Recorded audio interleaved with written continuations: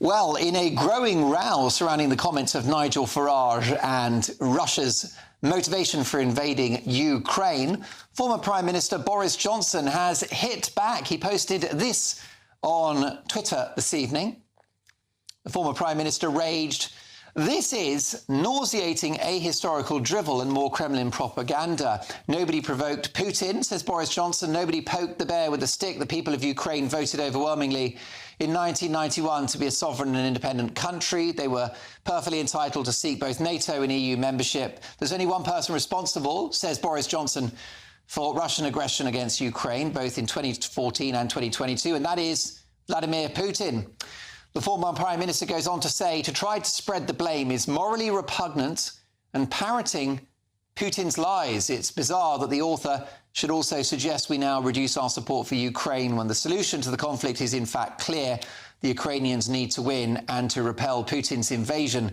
They can and they will. The problem in the last 30 years has not been Western provocation, but Western weakness in the face of Russian aggression, a weakness exemplified by this article. Of course, Boris Johnson there referring to Nigel Farage's remarks. Now, Nigel has said that potentially Russia was motivated to invade Ukraine because of an ever-expanding NATO and EU.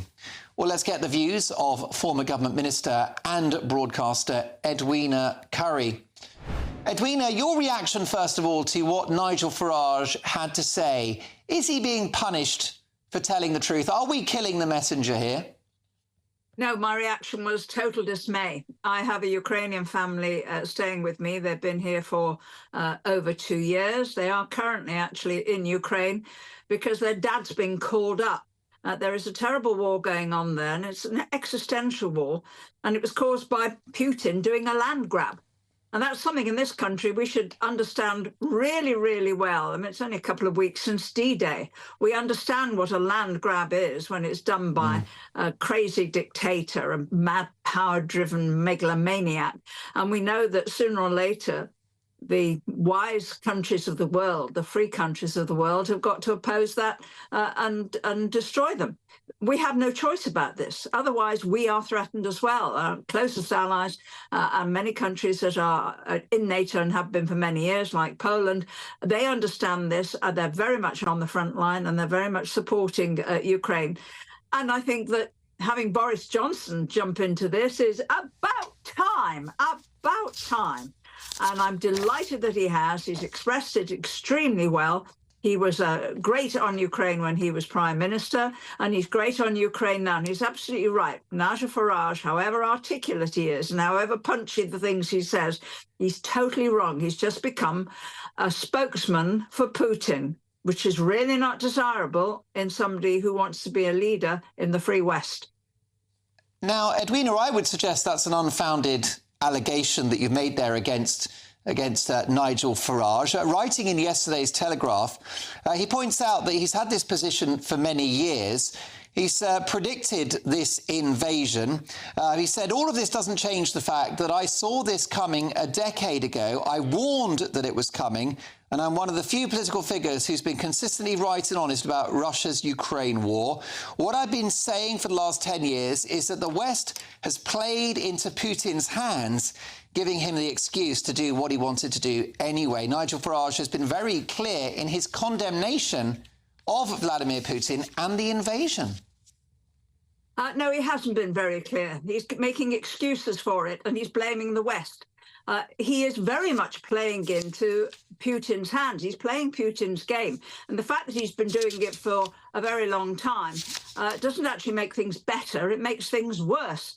Now, apart from anything else, let's remember that if Farage has indeed been talking about this for 10 years, it was 8 years ago that Putin did his first invasion, when the family that I'm hosting first had to flee with a 5-year-old and a baby in arms. That's the experience of the Ukrainians when they lived in the Donbass or in the Luhansk region, way over in the east. You can imagine what it would be like, Mark, if Newcastle on Tyne or Doncaster, all the area in the northeast of the country were invaded. And then there was somebody in this country saying, "Oh, it's all our fault. It's all our fault." Yeah, I'm not sure anyone... Rubbish. Yeah, I mean, you'd be unwise to enter Newcastle unarmed, I've got to say. Let me offer you a further quote from Nigel Farage, given that you've been very, very critical, Edwina. Of course, you're entitled to your view. But here's a quote. Vladimir Putin's invasion of Ukraine was immoral, outrageous and indefensible. I'm no apologist or supporter of Putin. And he goes on to say, back in 2014, when the EU first offered Ukraine an accession agreement, Farage said in a speech in the European Parliament that there will be a war in Ukraine. Why? Because the expansion of NATO and the European Union was giving Putin a pretext that he would not ignore. So Farage's argument is that what the West have done is offered Vladimir Putin that opportunity, that political opportunity, to take this aggressive action. No, it's the other way around. NATO is a defensive operation. It always has been a defensive operation.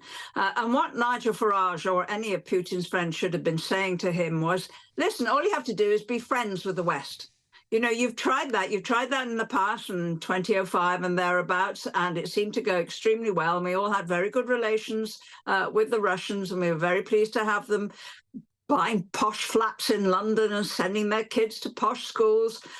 We had good relationships with them, and we were pleased to see that they seemed to be becoming a much more modern country. What went wrong? Goodness only knows. Putin has always had the same kind of mindset. I mean, he was the head of the KGB in East Germany, and I suspect what he's really aggrieved about is that East Germany reunified, what is it, over 30 years ago, and he really wants his bit of countryside back. I mean, he's nuts. He's nuts. And no leader should ever make any attempt to defend what he's doing. No leader in the West. And Farage is right when he says it's indefensible, so don't defend it. Don't defend it. You should be defending your own country and our own values, especially if you're really talking about becoming conservative, becoming an MP and leading the Conservative Party in future. Freudian slip there. There you go. Listen, Edwina, what a treat to have you with us on a Sunday night. Really enjoyed our conversation. We'll catch up soon. My thanks to former Conservative Government Minister Edwina Currie, who has no truck with Nigel Farage's comments about Ukraine. What do you think? gbnews.com/your stay up.